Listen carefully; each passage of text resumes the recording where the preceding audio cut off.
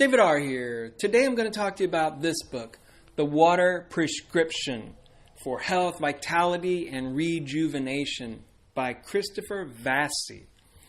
Now, I was thinking, next time you go to your pharmacist, say, will you write me out a prescription for water? And see what they say. You don't have to do that. But it would be kind of funny. Kind of reminds me of the scene in What About Bob, when the doctor wrote Bob a prescription to take a vacation from his problems. I don't know. But anyway, I don't have enough time to go into every detail about this book, even though I would like to. So I made 16 points that I would like to cover. And the first one is, water is the ideal drink. It's as if water was made for us and we were made for water. We belong together.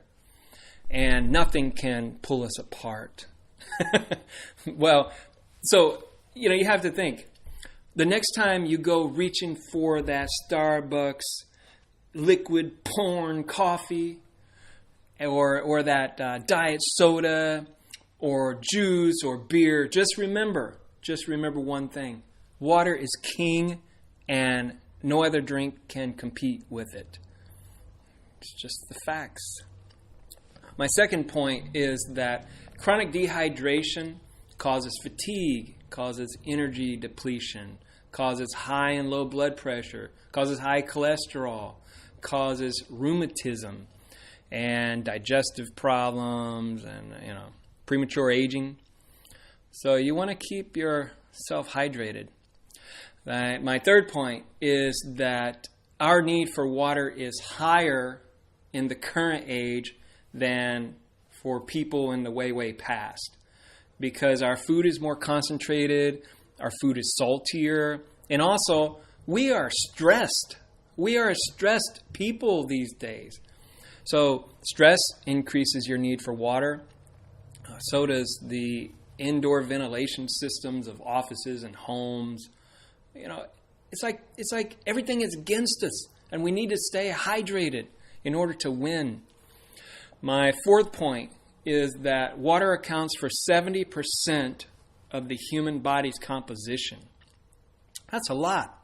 Kind of reminds me of that scene in X-Men, the first X-Men, where Senator Kelly, I think his name was, he was lying on a metal slab, whatever it is, a metal thing, a metal table, I don't know. And Storm was standing over him. And like right before her eyes, he just turns into water. Like he just, he becomes water. And she just runs out of there. So that's kind of freaky, right? But I guess we're not to that extreme, but still, right? So our lungs and heart are 70.9% water. Our muscles are 75% water. Our liver is 75.3% water. Our spleen is 77% water, and our brain is 83% water. Wow. That's a lot of water. My fifth point is that the author says that a person usually dies from dehydration after about 7 days, even though I've seen it everywhere that it's usually 3 days. But I guess that depends on the person. 3 to 7 days, and then the person will die. But before the person dies, the body will take water from cells and other parts, just to get enough water. And my sixth point is that foods with the highest water content are vegetables. Like cucumbers are 95.6% water. And fruits do have water, like watermelon. Watermelon has a water content of 92%, and even animal foods have water in them. My seventh point is that 70% of the water inside our bodies is in our cells. So in order for those cells to function properly, you're going to want to keep them hydrated. My eighth point is chronic dehydration is pretty common these days. But chronic dehydration won't kill you. It'll just cause those symptoms I listed earlier, like fatigue and high and low blood pressure, high cholesterol, premature aging, that kind of thing. But acute dehydration will kill you, and that's an emergency situation. So if you were suffering from acute dehydration, you'd want to call 911 and get emergency care. My 9th point is thirst is often confused with hunger. This is true. Have you ever been in those situations where you were hungry, so you ate, but you still felt hungry, so you ate more. You still felt hungry, you ate more, but technically you weren't even hungry at all. And so the more you eat, the more dehydrated you become. So, just be careful with that. My 10th point is salt is part of the body's defense system.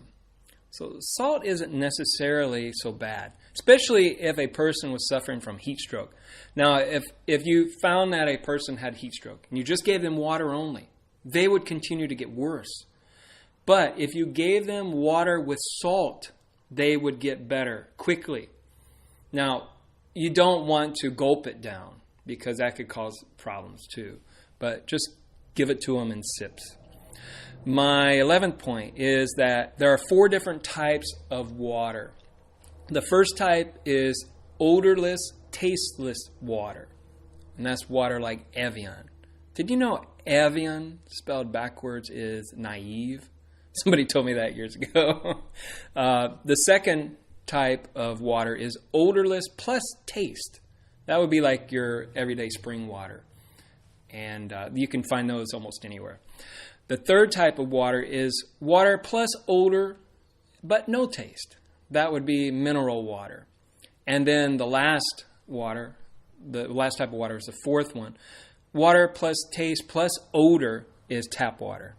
And you could say plus whatever else is in that water. Especially in Chicago, places like that, you don't know what you're getting in the water. Now, I spent some time in Bellingham, Washington, that is. And the tap water, I think, tasted better than the water I bought at the store. So they had some really good water there. My 12th point is milk is not a drink. Milk is a food, and adults don't need it. If you're worried about not getting enough calcium, just take a calcium magnesium supplement or eat a lot of broccoli. My 13th point is that caffeine is a diuretic. So whenever you're reaching for that liquid porn and you drink it, you are depleting yourself of valuable water. My 14th point is alcohol takes water directly from the cells and dries them out. In cosmetics, they use like a little bit of alcohol, put it on the skin to dry out, a blemish or some skin issue. And so think about it. When you drink alcohol, you're drying out the inside of your body. In a previous video, I asked, what if you were stranded on a deserted island and all you had to drink was alcohol? Well, it's a liquid, sure. But eventually you would die of dehydration. You would, chronic, and then it would go into acute dehydration. So you wouldn't win. But at least you'd have fun beforehand, right? My 15th point is our daily consumption of water should be between 1.5 to 2.2 liters of water per day. And the author says just kind of round it out to 2 liters. All this is a half a gallon or 70 ounces. So, those big gulp drinks, they're like big, they're like 64 ounces. So if you had one of those minus the soda and you just filled it with water and 6 more ounces, then you would have all the water you need for the day.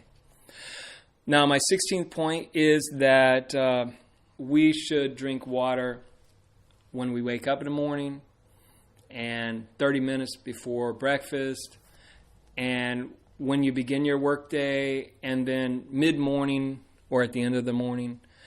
at lunch, mid-afternoon, which is 3 p.m., and then end of the workday, like 5 p.m., and then at your evening meal, but drink a little because you don't want to drink too much because that could affect your digestion.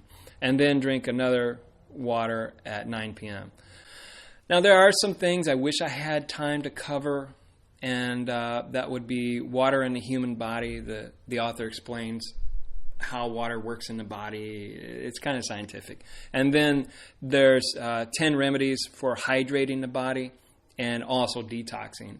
But when you read this book yourself, you will find out what all that's about. So I would like to compare these two books a little bit. I like this one more because I actually believed the information that was in it. This one I didn't so much. I don't know. There's a lot of things in here that just don't seem right. But it doesn't mean that the book is bad. It doesn't mean that I don't recommend reading it. I would say read them both. Read both of these, you see. They're not bad. Knowledge is power, right? Get knowledge from all kinds of different sources. Now, this book here did inspire me to consume water as my only liquid. And I avoid all other liquids. But I do eat regularly. I eat regular foods. I'm not on a fast. It's just I'm consuming water only, So I'm not drinking anything else. And I've done this for the past 34 days. I believe that if a person goes that route like I have, you will find little changes in your body every now and then. You'll lose a little weight. You'll notice more mental clarity. There's all kinds of things, less stress, less fatigue.